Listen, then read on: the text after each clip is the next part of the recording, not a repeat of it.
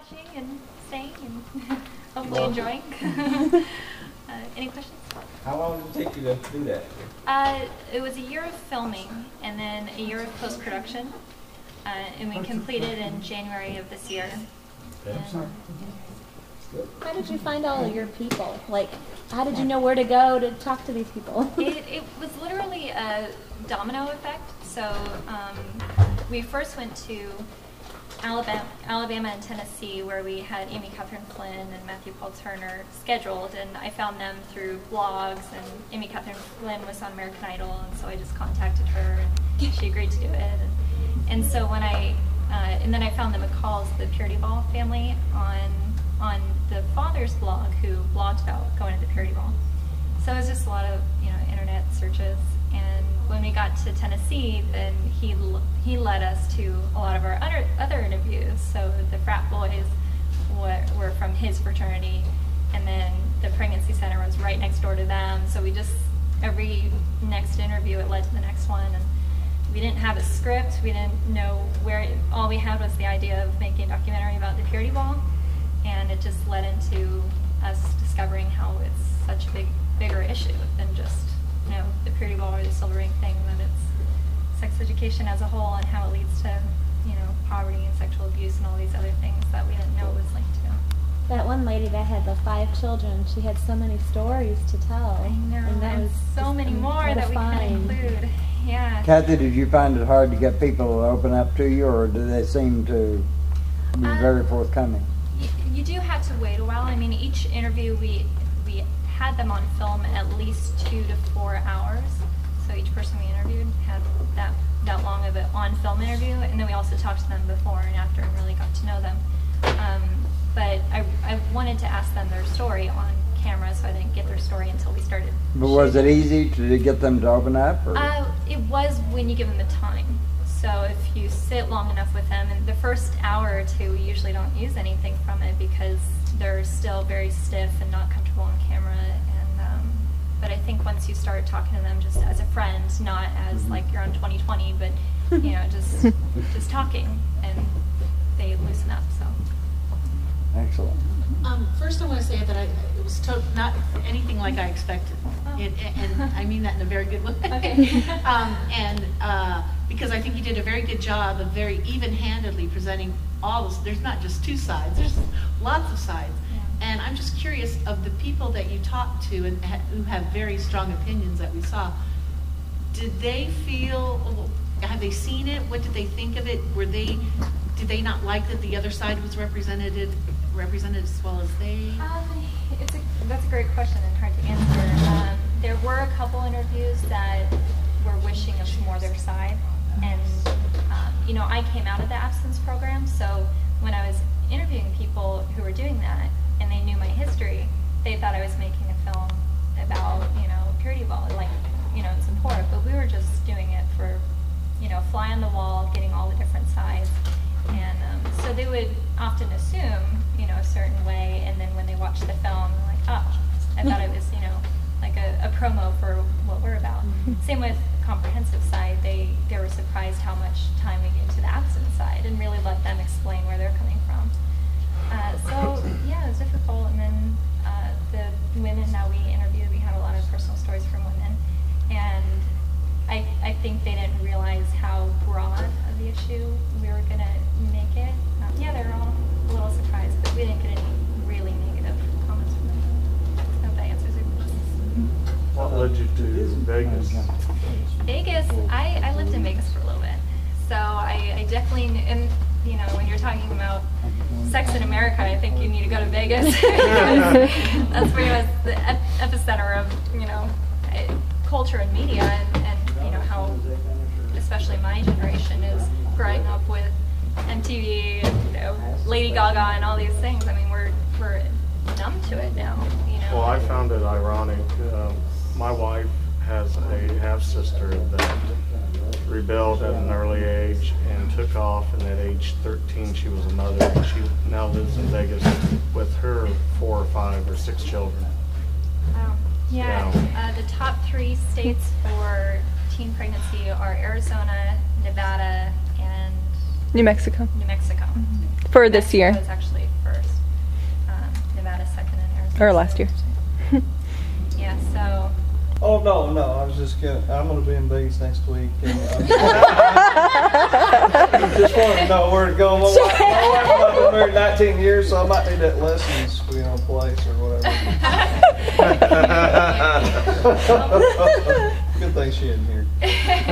You'd be in trouble. How did you pick Yeah. your soundtrack, and who was the artist of the last song? last song was Courtney Jones. She lives in Oregon, and I met her when I was acting in a film. She was one of the artists that sang for that film, so that's how I met her. And she has 2 different songs in Daddy I Do.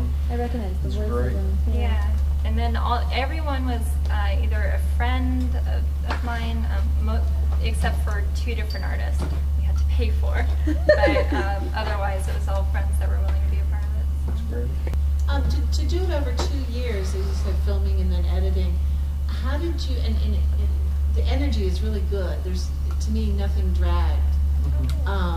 And as you brought in the other elements, it was like, oh wow, there's something else. Yeah. How did you keep up your energy and your focus, putting that together, living your life and all that? Right. Well, I filmed it with my mom and my sister, and we're very close. We're all best friends, and so we were constantly talking about every interview that we went to, and like I said, we didn't have a script, so every interview opened our mind really to the bigger issue. So each interview, I swear, we were more passionate than the last about like really digging to the bottom of the issue, and it's still very gray. Like even after 2 years of filming, there's still so many different sides, and just seeing where people are coming from, it makes you even more confused for what is right and what's wrong. And obviously, ideologies play a huge role in what people believe, and you can't disprove that. If that's what you believe, then that's what you believe. But I guess it comes down to what's in the law is where you need to take a stance. But yeah, so we just we were really passionate about the issue, and yeah, sorry, I think I trailed off from your question, but yeah.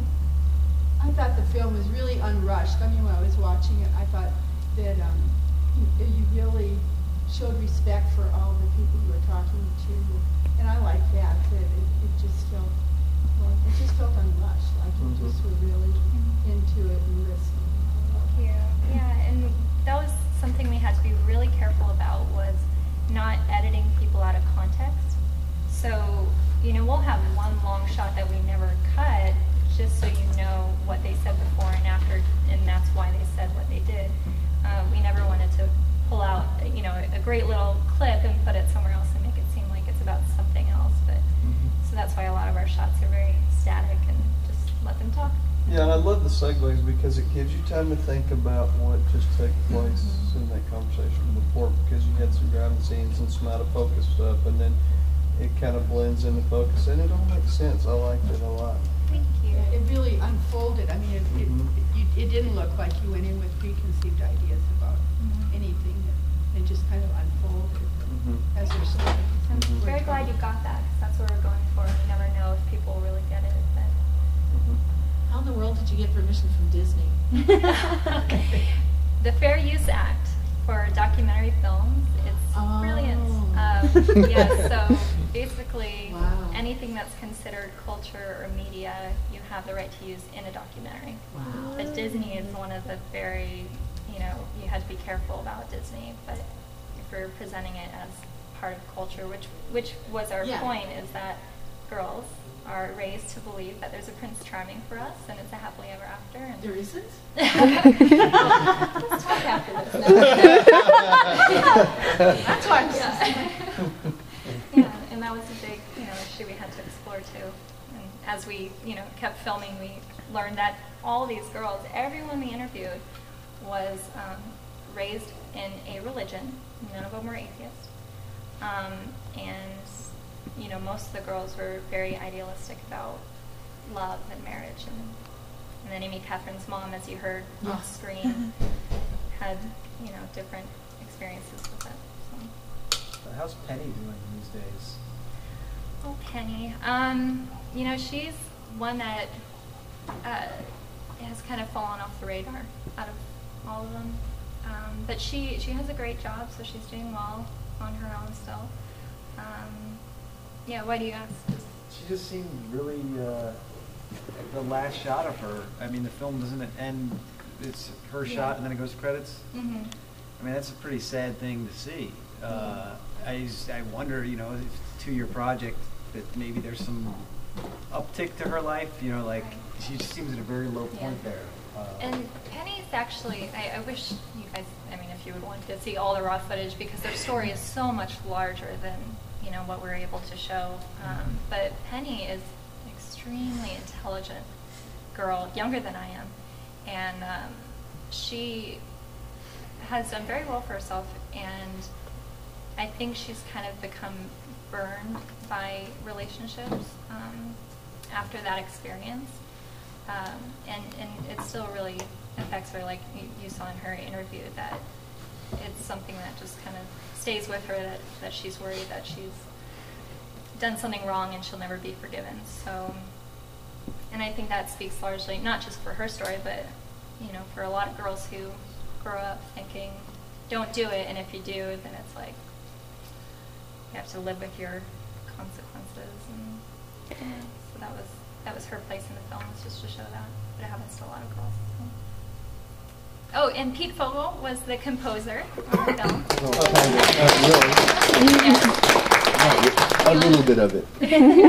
He lives in Oklahoma, and now you were in the Bay Area. And basically what we did, I didn't want to pay for music in the beginning, so I had Pete fiddle on the guitar basically for a couple hours while I filmed him. And this was before we even finished filming, and while I was editing, I learned to edit for this too. And so while I was editing, I would just pick out sections of his improv that he did on the guitar and place them with the interviews that I thought would, you know. So we didn't have any, you know, final cut and then give it to a composer and then they write all the music to go along with the story. That's next time. Yeah, there you go. Yeah, for move sure. up each time. Don't forget your bare bones family when you're in Cannes. That's right. Yeah, we are going to Cannes next month, which is very exciting. So Christina and I will be. France. Congratulations. Thank you. If you liked it, please go online and talk about it, because that's what keeps the ball rolling. So, thank you guys. Are you on Facebook? We do. Daddy, I do a fan page for Facebook. Oh, cool. Good. What? Okay. Say it, what? Votes. Votes. Oh, yeah. If you liked it, go and vote.